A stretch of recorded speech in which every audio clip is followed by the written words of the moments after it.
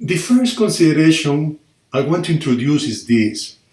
Curricular implementation cannot be thought as an a posteriori act external to curricular design.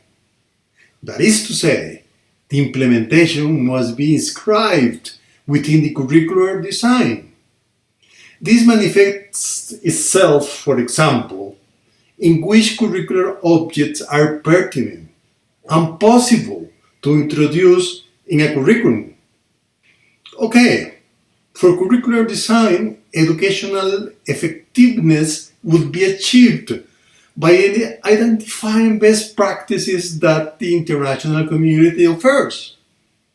But it's not just a matter of general abstract curricular models, super sophisticated universal theories, global prescriptions, but the results of specific actions that have been or are being developed in various social, national, language, and cultural contexts.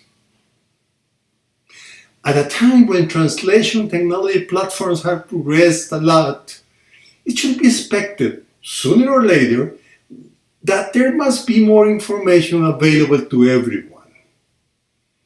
Comparative studies are very useful.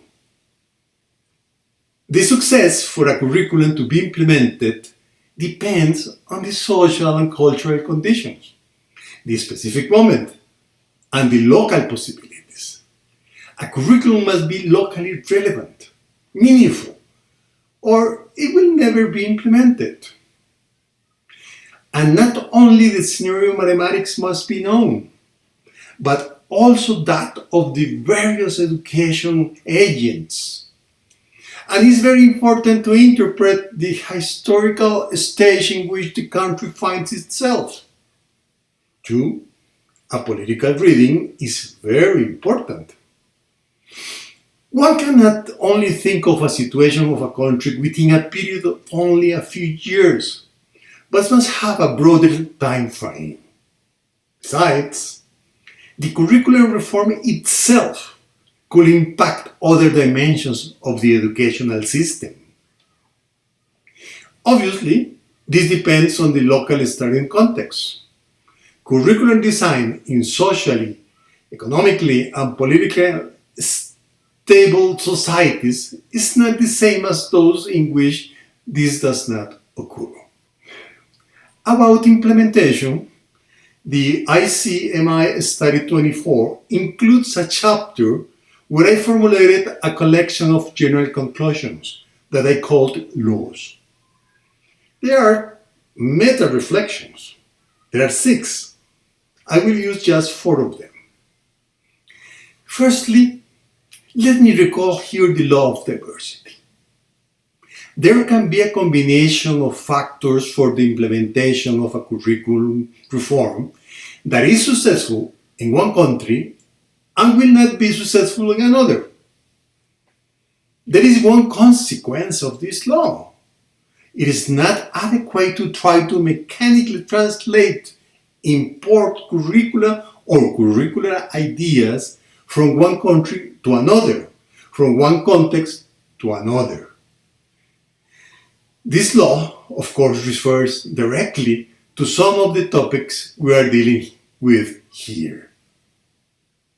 This law, however, does not mean that good practices, ideas, or strategies endowed with a serious critical and responsible assessment cannot be a source of inspiration for curricular design and implementation. Allow me to give an example. In 2012, Costa Rica formally approved a new school mathematics curriculum for grades 1 to 12. Several countries in the Americas, Europe, and other continents have adopted competency-based approaches in contracts with previous curricula by content. In Costa Rica, something different was done. The syllabus was articulated using mathematical knowledge and its associated abilities, but also there are competencies or capabilities. The curricular objects were general mathematical competency, higher order cognitive capabilities, knowledge, and abilities. Everything very carefully integrated. Here, mathematical competency is the most general construct, which gives meaning to the mathematical school preparation. The higher cognitive capacities in this curriculum are reasoning and arguing, problem posing and solving, connecting, communicating, representing. How capacities and general competency are developed? Through pedagogical mediation in various settings, classrooms, document materials, etc. These objects were designed considering some theoretical reference available in the international community.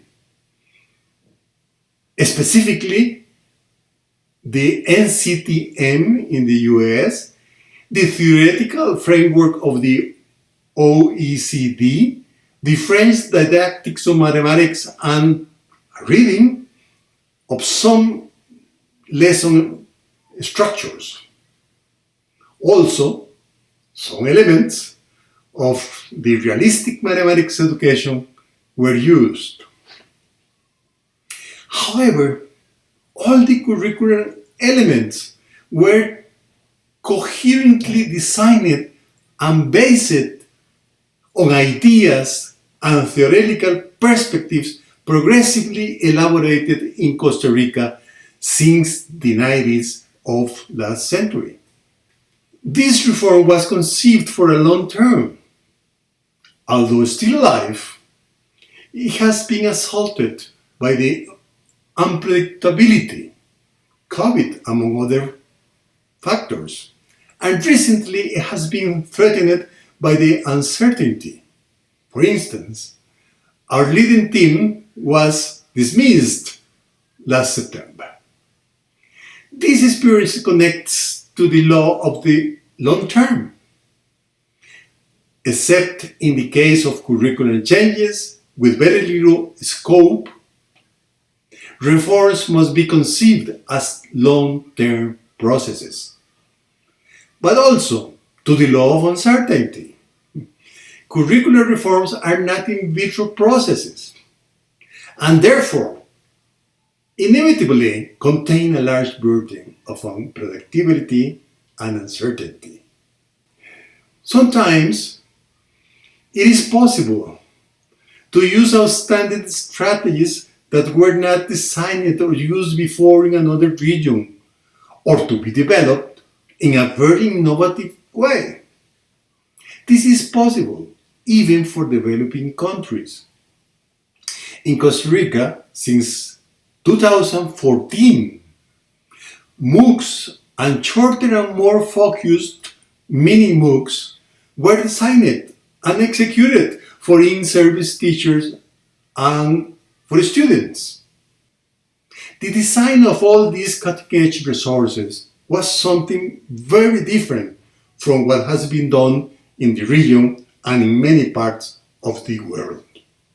Finally, in the current historical stage, where we seek for an invocation and synchronization of the universal and local context, it is important to consider the factor RRR, stated within our final law.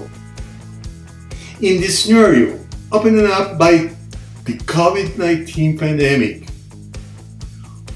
all curricular implementation must include a factor RRR that involves at least 3 actions in connection to objectives: rethinking, reforming, rescheduling.